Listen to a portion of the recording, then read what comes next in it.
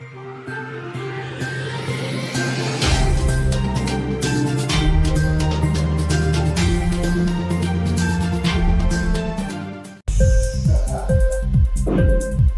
TV prime time news కి స్వాగతం.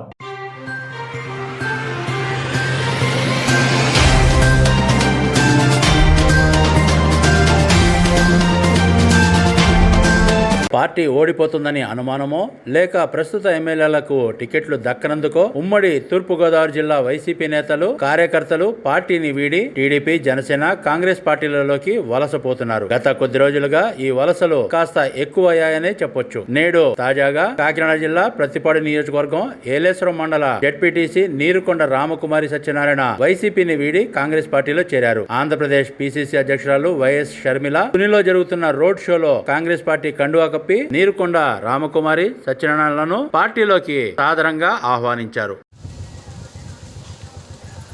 ఉదయపూర్వక ధన్యవాదాలు.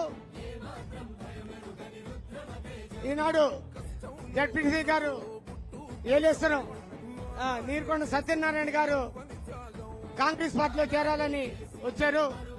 ఇంక్లాబ్ టీవీ వీడియోలు మీకు నచ్చినట్లయితే లైక్ చేయండి, షేర్ చేయండి, కమెంట్ చేయడం మర్చిపోకండి. సబ్స్క్రైబ్ చేయని వాళ్ళు వెంటనే సబ్స్క్రైబ్ చేసుకోండి. మా వీడియోలు మీరు వెంటనే చూడాలనుకుంటే కింద ఉన్న గంట సింబల్ని గట్టిగా కొట్టండి.